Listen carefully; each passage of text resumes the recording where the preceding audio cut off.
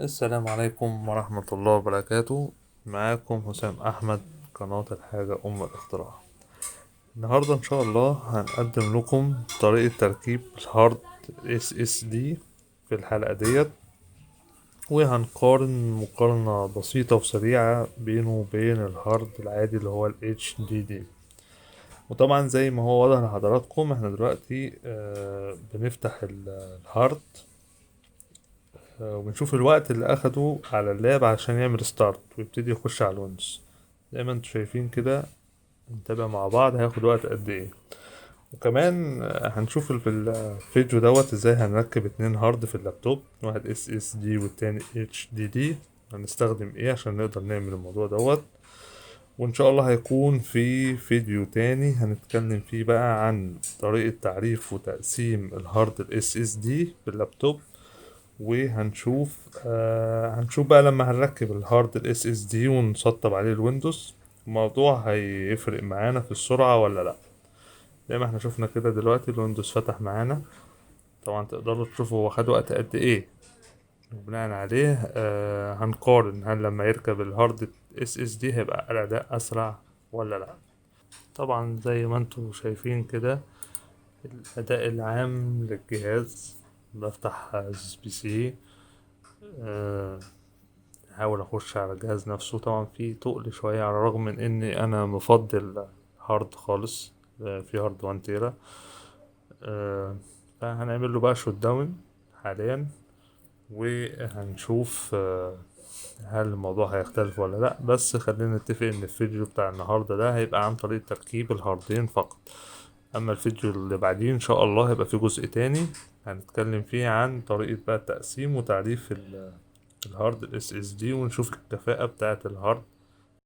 النهاردة إن شاء الله فكرة كده مش جديدة، بس في ناس كتير ما تعرفهاش. الفكرة دي تفرق معانا كتير زي ما انتوا شفتوا كده في بداية الفيديو. ده اللاب الشخصي بتاعنا.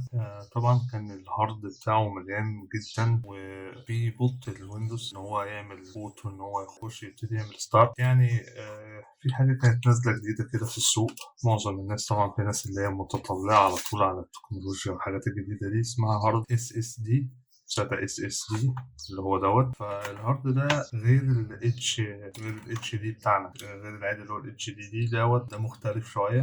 فكره بسيطه كده عن الاختلاف ما بين الهاردين. هارد اس اس دي اللي هو سوليد ستيت درايف دوت غالبا بيبقى عباره عن هارد الكتروني، يعني حاجه زي كارت الميموري. هو زي قطع الكترونيه بتعمل ذاكره معينه حسب مساحتها، بس هو غالبا بيبقى مساحته كلها صغيره، يعني المساحات الكبيره منه قليله. اكيد ان شاء الله يعملوا منه مساحات كبيره يعني. فده انا جايبه اللي هو 240 جيجا. تمام. ده طبعا لان تكلفته عاليه. الهارد ده سعره بالنسبه لمساحته طبعا تكلفته عاليه جدا بالنسبه للهاردات التانية اللي هي الاتش دي دي. الاتش دي دي بتبقى عباره عن بيبقى قرص صلب اللي هو عامل زي الاسطوانه كده، فبيلف ويبتدي يقرا البيانات اللي فيه. ففي جزء منه في ميكانيزم معين، في جزء منه الكتروني للشريحه اللي بتبتدي تقرا البيانات. ده بيتقيم او بيبتدي كل ما كان عدد لفات القرص جوه الهارد اسرع، كل ما كان اداؤه احسن. كل ما كان اسرع كل ما كان في سرعه في نقل البيانات وسرعه في كل حاجه في استخدام على الكمبيوتر. فالهارد ده خلاص يعني الهارد ده طبعا بيعتمد في كفاءته على الدوران.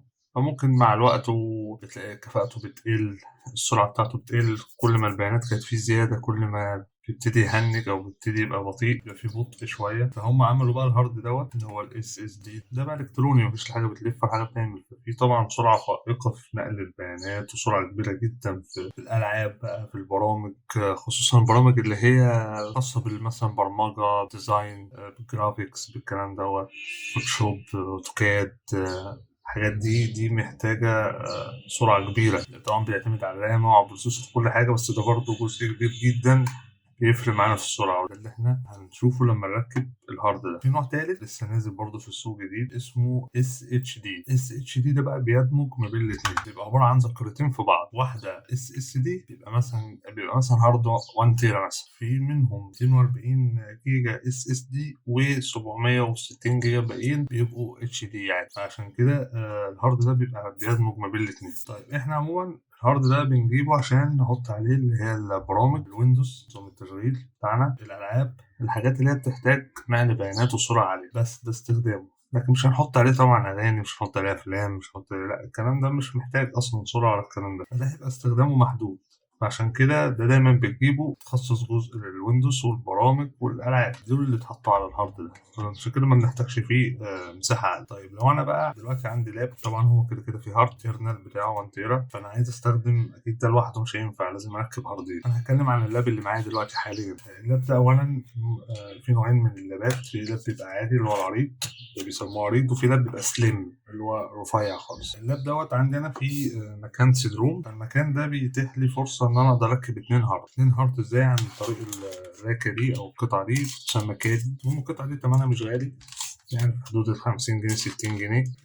الهارد ده برضو كنت أنا لسه شاريه، عامل حوالي سكة 500 جنيه، 570 تقريبا. النهاردة هنشوف إزاي إن إحنا هنركب هارد اس اس دي وهارد الانترنال بتاع العادي اتش دي، يبقى الهاردين شغالين. هنشوف ازاي هنعرف الهارد ده ننزل عليه الويندوز، وهنشوف الفرق في الكفاءة في الشغل على اللاب بتاعي. طبعا احنا شفنا في بداية الفيديو الويندوز هو بيفتح، شفنا خد فترة زمنية قد ايه.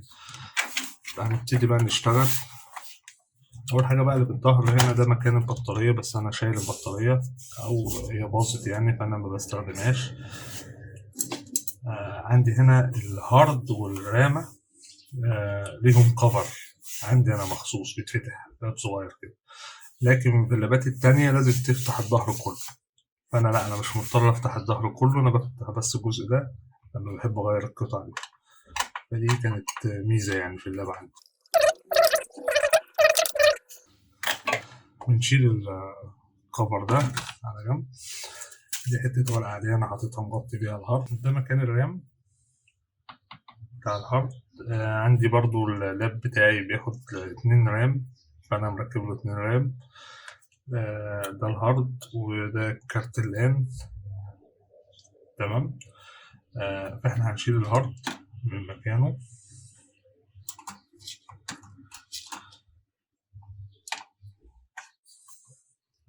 نحاول نتعامل مع القطع الإلكترونية دي، وبالذات الهاردات والكلام ده برفق شوية، عشان خاطر إيه، الحاجات دي حساسة جدا للصدمات والخبطات والكلام ده. ده الهارد طبعا طبعا الويسترن ديجيتال من أحسن الماركات اللي موجودة عندنا في مصر. ده ماليزي 1 تيرا بايت. تمام. ده زي ما قلت لكم كده بيعتمد على قرص بيدور، ويبتدي هنا هو يعرف البيانات، ودي القطعة الإلكترونية الخاصة بالإيه، بإن هو يعرف البيانات وينقلها للكمبيوتر تبتدي تظهر قدامك. هنشيل الهارد.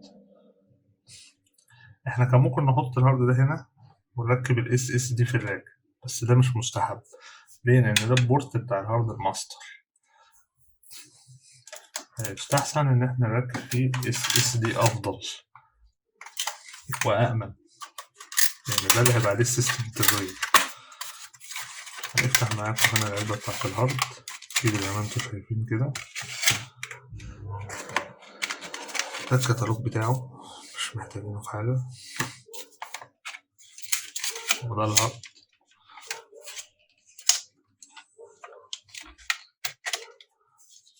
طبعا لما تيجي تمسك الهارد مقارنة بده، طبعا في فرق في الوزن الشاسع. ده عبارة عن حاجة كده بلاستيك تحس إنها فاضية من جوه، عبارة عن قطعة إلكترونية. طبعا هو لازق لك هنا لازقة بيقول لك remove before installing، فهنشيل دي.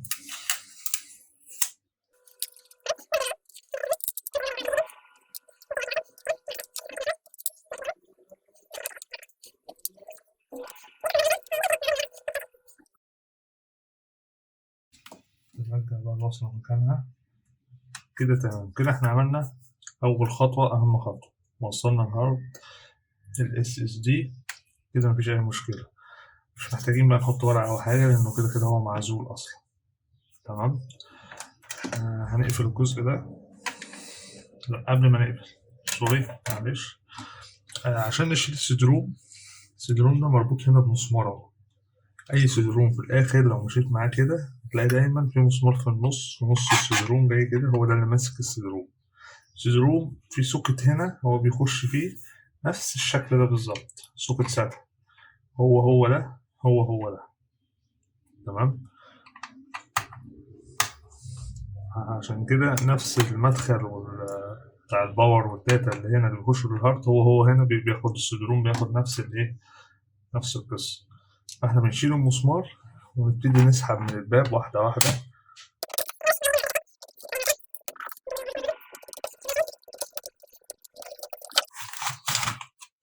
كده، اتسحب من هنا. هو ده السدروم. الوش كده كده كنا هنحتاجه وما اتكسرش ولا حاجة، هو كده كده بيركب بكليبسات. كده احنا شلنا القطعة دي، نرجع تاني المسمار بتاعها عشان لو حبيت ترجع تركب السدروم تاني يبقى هو معاك مفيهوش أي مشكلة. خلاص، نبتدي بقى معانا الجزء ده.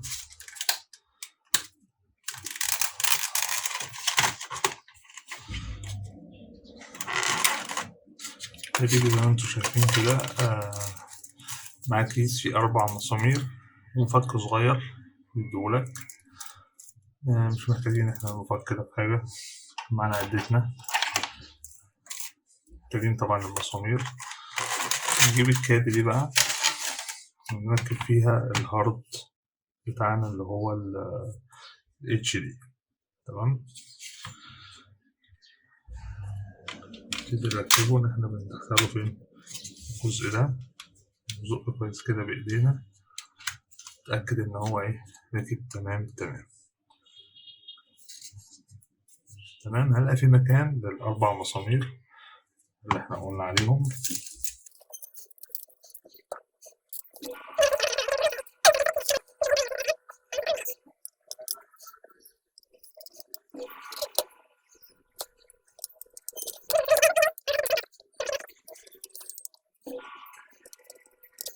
هنركب الوش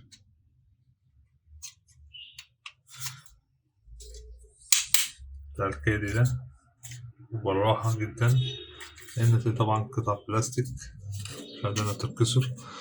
هنبتدي نركب ده بقى مفيهوش مسمار هنا، يعني هو جاي من غير مسمار.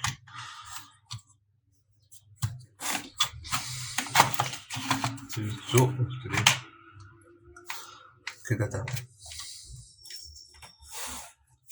كده، كل حاجة ركبت. كده هنبتدي نشوف. طبعا هو لسه الهارد ال SSD ما تعرفش، لسه ما نزلناش عليه ويندوز، فاحنا بس ايه، هنبتدي نفتح اللاب ونشوف بس الدنيا ماشية ازاي. نجرب.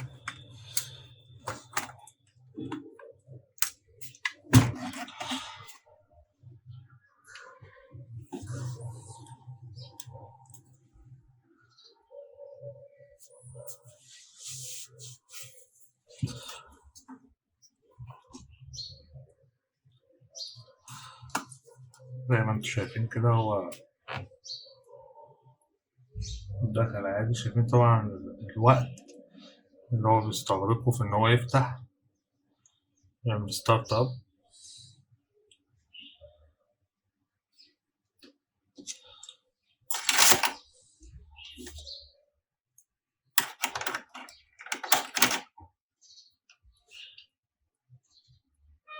كده هو خلاص فتح. مش حتى عشان يبتدي يديني بس الشاشة بتاعت اللوج ان.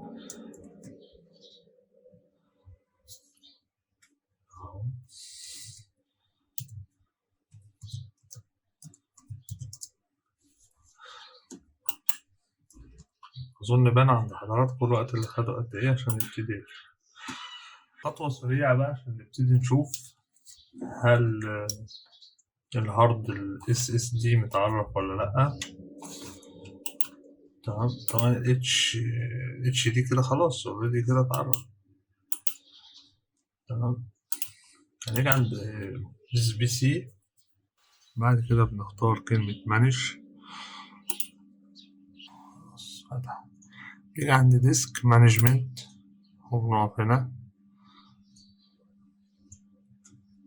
يبتدي هو يقرا المساحات.